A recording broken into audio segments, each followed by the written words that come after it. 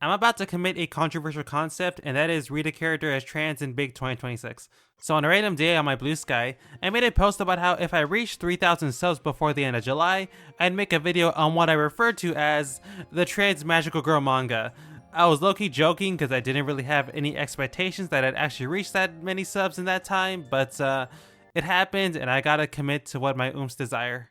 The manga I was referring to was this recent one called The Gal Who Was Kind to Magical Girls, a magical girl manga about the mysterious magical girl Marjorie, who in actuality is a high school boy that can transform into a magical girl, but keeps his identity hidden, at least until she is discovered by the antisocial Gyaru, who is secretly a huge fan of Marjorie and promises to keep her identity a secret. Now, gender bands are not at all a new concept. Like, I think most anime/manga fans know what something like Ranma is, stories where a guy ends up with the ability of becoming a girl. You know how it goes. I don't know if I've seen a gender bend about a girl becoming a guy, but if y'all know any, then feel free to let me know. I'm curious. I guess your name is the closest thing, but whatever. Now, the amount of interest that gender bends can generate from a trans lens can vary beyond the basic appeal of watching someone switch their gender via some fantastical means. If you want to know why a good number of trans girls like Onimai, it's not just cause it's about a guy transforming into a girl, but said girl getting to re-experience her childhood in a way that is borderline a fantasy fulfillment for those that wish they could restart their youth in a much more enriching way, with the anime even ending on Mahiro choosing to stay as a girl when given the opportunity to return back to her previous life as a man. All of this is of course ignoring the level of sexualization that this anime chooses to portray at certain points, but that is not what's important right now. I'm not about to call Onimai a one-to-one recreation of the trans experience, partly because that's a very broad concept that I am not going to try and put any sort of parameters on, but stories like these can be relatable to your local trans girl, with a level of respect given to the concept of experiencing a gender outside of the one you were labeled with at birth. And there's a good amount to chew on based on what this specific manga has presented that I feel like discussing. In simple words, I'm about to explain why a trans girl may be into this manga and what it's doing, even if no explicit transness ever is stated in junk. Beyond the basic concept of being able to transform into a magical girl providing this basic level of fantasy fulfillment, the kind where you can imagine the fantasy of transforming into a hyper-feminine girl through just a magical transformation, the manga also delves into the insecurities this situation has created for Ayame, our protagonist. The first time she revealed who she was to someone, they were completely disgusted and felt like they were deceived. This identity of being a magical girl, and more specifically, a girl, was seen as a lie, and this was a very traumatic moment for Ayame, as she erased her memory and would never try to reveal who she is again. She's afraid that everyone would be disappointed if the girl they loved turned out to be something fake or gross, and above all else, she's afraid of having her existence rejected, which all makes for very notable parallels to the fears of coming out as trans. It's treated with the emotional weight that this kind of thing would carry to those in real life, who are afraid that those around them would see them in a different light if they were ever outed. The fear of rejection is, as we put, normal for girls. This is why it's very emotionally significant that Shion, the poker-faced girl who'd presumably want nothing to do with Ayame's existence, is not only a huge magical girl otaku, but most importantly, accepts Marjorie's real identity without question as soon as she learns who she is. When she agreed to be friends with Ayame, that didn't just mean the magical girl persona, but the person underneath it. They are both the same in her eyes, and she approaches each side of Ayame with more enthusiasm than she ever gives to anyone else. The focus of the story has been entirely on the relationship between these two, with anything involving magical girls being in service of creating further scenarios of romantic comedy and drama. An example of this is how Shion is not only able to transform Ayame using her magical girl trinket, but can also change her wardrobe to whatever she imagines, allowing her to force femme dress Ayame up in all different kinds of outfits that she totally is having not gay reactions to. Any sort of magical girl action and large-scale conflicts are basically non-existent, as all the monsters are mostly dealt with off-screen, with the focus being placed on Marjorie's perception to the rest of the world. It's safe to say this story isn't at all structured like a conventional magical girl series, and I should know, I'm currently watching my first precure and it's really good. Mirai and Liko should kiss, by the way.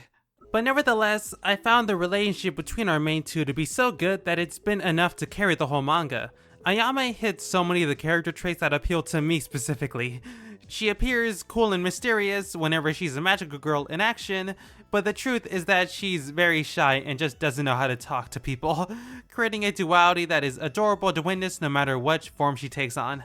But despite how nervous and lacking in confidence she is, she's trying her best to care for others and values her relationship with Shion a lot, which makes for a very lovable main character who has a number of relatable traits. Especially in regards to her self-worth and belief that she needs to justify this relationship she's formed with a girl who in her eyes would be better off with others who are more worthwhile. Hashtag no more for girls. Though the reality of the situation is that Shion also carries similar struggles of worth to Ayame. Her own love of magical girls and her generally nerdy nature became something she felt the need to mask to socially fit in. So when she's around Ayame, it allows her to be who she really is and be as energetic and cheerful as she likes, even when she struggles to know how close she's allowed to get to Ayame due to how she sees herself as lower than her. She recognizes all the things that make Ayame who she is and is afraid of anything ever happening to their friendship, but the same can be said for how Ayame views Shion, since she's the first friend she's ever opened herself up to. It's doubly important how Shion is also a girl considering how afraid Ayame is as being seen as a fake girl, and yet she never thinks anything like that or is ever grossed out by her presence. And so the thought of losing this meaningful connection is also a fear she has.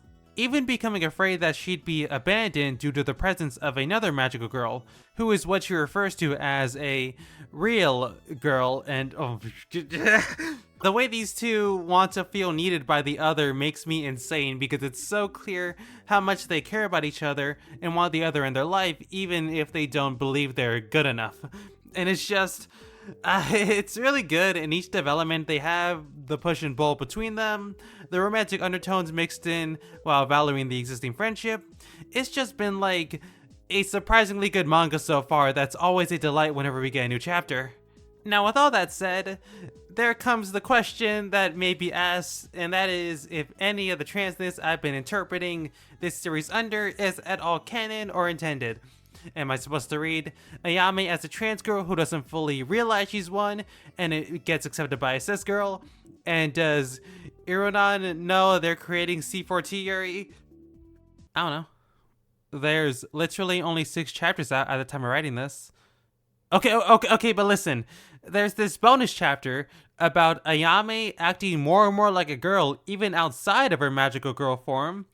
And the chapter is titled, Am I Turning Into a Girl? And if something like this has ever happened to you or you felt similar things as this manga, I may have a suggestion. I'm just saying. God, I hope this video doesn't get jumped by the wrong crowd. I really just make these videos for myself and my friends at this point. Ultimately, my interpretation of this story about a boy who could transform into a girl and becomes close with a girl who isn't weirded out by this is not guaranteed to be followed through. And one day they can drop a chapter that flies in the face of everything else I said and throws away the interesting role that gender and identity play into these characters and their relationship. But right now, this is how I've chosen to interpret everything this story has given me, and it's an interpretation I have fun with and am able to get more out of this manga as a result. That is ultimately a joy of art that has gotten muddied over time, as the word of the author and what is explicitly stated as canon is all that people seemingly care about. Art is not just about the right or wrong answers that are directly told to us via the author.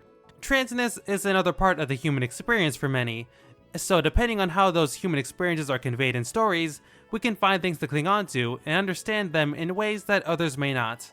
I mean, come on. If Fujoshis are always calling those shonen boys gay because of their homoerotic tension, I can see her a main character who's got those trans girl traits that many empathize with. And I think anyone into that may also find something to like in this cute little manga. Anyways, trans girl Rouse is canon and true, look at this lovely princess, and deal with it until your last breath. Well, that seems like a good place to call her for this video.